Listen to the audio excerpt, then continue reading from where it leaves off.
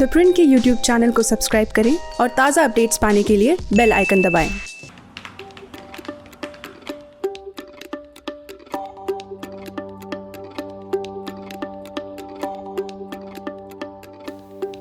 National interest में इस हफ्ते हम अपना जो आर्गुमेंट है वो शुरू कर रहे हैं। एक हॉलीवुड फिल्म थी 1992 की, अ फ्यू गुड मैन। उसमें जैक निकल्सन को टॉम क्रूज पूछता है कि मुझे सच बताओ। एक कोर्ट में कोर्ट मार्शल हो रहा है। जैक निकल्सन कहता है you can't handle the truth, तुम सच का सामना नहीं कर सकते। तो वो जो सच था वो एक बड़ा भद्दा सच था और वो एक क्राइम था जो जैक निकल्सन का कैरेक्टर था उसने किया था। हम इस लॉजिक को उल्टा कर रहे हैं कि कहीं ऐसा तो नहीं कि आप ये सच इसलिए फेस नहीं कर सकते क्योंकि ये सच इतना बुरा नहीं है जितना बुरा आपने सोचा था, या ये सच अच्छा है क्योंकि आपकी जो अपनी सोच थी और आपकी जो अपनी अपेक्षा थी वो कुछ और थी। आपकी आशा नहीं कह रहा हूँ, आपकी जो अपेक्षा थी वो कुछ और थी। और हम बात कर रहे हैं कोविड के भारत के नंबर्स की, क्योंकि आप देखिए कि कई स्टडीज़ आई दुनिया में, कई पढ़े लिखे लोग अच्छी अच्छी यूनिवर्सिटीज़ के, उन्होंने सब मैथमेटिकल मॉडलिंग करी, एपिडेमियोलॉजिकल मॉडलिंग करी और बोला कि इस महीने तक भारत में इतने लोगों को कोविड हो जाएगा, इतने मर जाएंगे। इस महीने तक इतनों, ये सब करोड़ों में तो लोगों को हो रहा था कोविड और लाखों में लोग मर रहे थे, कई जगह दसियों लाख में मर रहे थे, बल्कि एक स्टडी में तो कुल मिला के 1 करोड़ भी हो गए थे अगर कोई कुछ ना करता। तो उसमें पहली गलती तो ये थी ये सोचना कि कोई कुछ ना करेगा। लेकिन जो भी है, अगर अभी आप अपना डेटा देखें भारत का, जो भारत सरकार देती है, हो सकता है वो गलत हो, सरकारें झूठ बोलती हैं और हम भी उसको शक की निगाह से देखते हैं और उसको चेक करते हैं। लेकिन जब तक हम चेक करके ये देख ना पाएँ कि ये डेटा गलत है या कुछ और है डेटा, तब तक हम ये नहीं कह सकते कि इसीलिए झूठ है क्योंकि मुझे लगता नहीं कि ये सच है। वो गट फील से पत्रकारिता नहीं होती है। तो ये डेटा समझने के लिए एक शमिका रवि हैं जो बड़ी अच्छी स्कॉलर हैं ब्रुकिंग्स इंस्टीट्यूशन में, वो एक ग्राफ बनाती हैं रोज़ जो अपने ट्विटर हैंडल पर रखती हैं। वो ट्विटर हैंडल का हमने लिंक दिया है आपको इस कॉलम में, आप जाके वहाँ पे देख सकते हैं।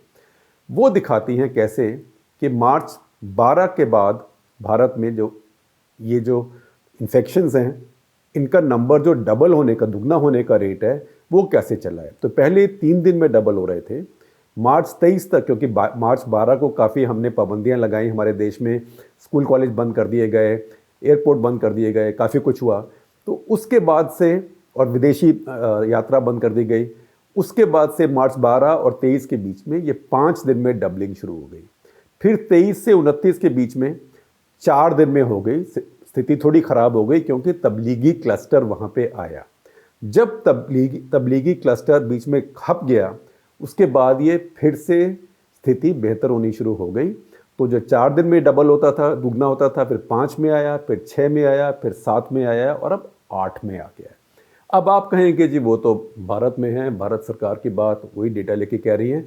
तो हम 3 जगह और देख रहे हैं जो कि अंतर्राष्ट्रीय संस्थाएं हैं। तो सबसे पहले आप देखिए वर्ल्ड हेल्थ ऑर्गेनाइजेशन WHO, वो कह रहा है कि भारत में नंबर ये जो है 7 दिन में दुगना हो रहा है।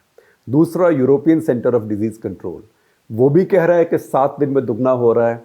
और तीसरा जॉन्स हॉपकिंस यूनिवर्सिटी, जिसमें बहुत अच्छा पब्लिक हेल्थ का स्कूल है और जिसकी बड़ी रेपुटेशन है और जिसके नाम से पहले हमारे यहाँ भी एक स्टडी आई थी जिसने कहा कि बहुत भारतीय मरेंगे वगैरह वगैरह, और फिर यूनिवर्सिटी ने कहा कि हमारा लोगो आप गलत यूज़ कर रहे हैं, फिर वो लोगो हटाया गया। उस यूनिवर्सिटी का जो प्लॉटिंग है वो दिखा रही है कि 8 दिन में दुगना हो रहा है। तो अब इस सबको देखते हुए ये सोचना कि हमारे देश में आज हज़ारों लोग कहीं मर रहे होंगे अस्पतालों में और वो मौतें छुपाई जा रही होंगी, या लाखों लोगों को ये इन्फेक्शन हो रही होगी और वो छुपाया जा रहा होगा, ये संभव नहीं है। क्योंकि हमारे देश में आप ये सोचें कि चलिए हम मीडिया के लोग हैं, हम या तो मिले हुए हैं मोदी सरकार से, या हम इतना डरते हैं क्योंकि धमकाए जाते हैं, और धमकाए जाते हैं क्योंकि ये सरकार एजेंसीज का इस्तेमाल करती है, ये सरकार सामदाम दंड भेद सब जानती है। तो कि हम इतने मिले हुए हैं या इतने धमकाए हुए हैं कि सच नहीं बोल सकते। तो ये सोचना भी, ये भारत ना चीन है ना नॉर्थ कोरिया है। नॉर्थ कोरिया के लोग ही शायद ये मानते हो, या कम से कम कहने की हिम्मत ना हो कि ये गलत है, कि वहाँ पे अभी तक एक भी केस कोविड का नहीं हुआ। अब जैसे नॉर्थ कोरिया कोविड के केसेस को करता है, कौन जानता है कैसे करता है। या जैसे चीन में अचानक उन्होंने कल कह दिया कि वुहान में जितने हमने पहले बोले थे मरे हैं, उससे 1.5 गुना ज़्यादा मरे हैं। तो भारत में ऐसी बात पे बहुत बड़ा स्कैंडल हो जाएगा और सरकारें भी गिर सकती हैं। तो ये भारत को चीन से, नॉर्थ कोरिया से उसकी तुलना नहीं करनी चाहिए। भारत के आंकड़े, भारत में जो हेल्थ है, जो स्वास्थ्य है, ये स्टेट सब्जेक्ट है। बहुत राज्य ना सिर्फ नॉन बीजेपी सरकारें चला रही हैं, लेकिन ऐसी सरकारें भी चला रही हैं, ऐसी पार्टीज़ की जो बीजेपी के विरुद्ध है, जिनकी बीजेपी से दुश्मनी है एक तरह से।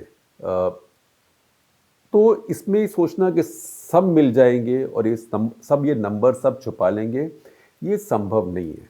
तो मेरा कहना यह है कि आप इसको सिर्फ इसीलिए गलत ना कहते रहें क्योंकि ये एक सच्चाई है जो आप फेस नहीं कर सकते। जैसे उसने कहा, you can't handle the truth, you can't handle this truth. क्योंकि अगर ऐसे करते हैं तो फिर आप गलतियां करते हैं।